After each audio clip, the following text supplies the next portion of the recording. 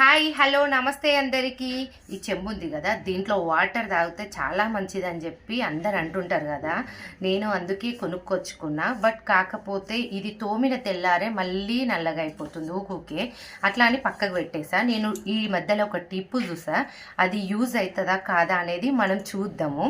ఇది నా సొంత టిప్ అయితే కాదు, నేను వేరే దగ్గర చూసా, ట్రై చేద్దాం. ఓకేనా. ఈ శనగపిండి, ఇది పెరుగు, ఇది నిమ్మకాయ, 3 మిక్సీ చేద్దాం. పనిచేస్తుందా లేదా చూద్దాం. ఓకేనా. ఇగో మిక్సీ చేసానండి. సారీ, నేను ఒకటి మర్చిపోయా, ఉప్పు వేయడం మర్చిపోయా. ఉప్పు కూడా ఇందులో మిక్సీ చేసా. శనగపిండి, పెరుగు, ఉప్పు, నిమ్మకాయ. ఓకేనా. ఇప్పుడు రుద్దుదాం ఎలా అవుతుందో. ఓకేనా.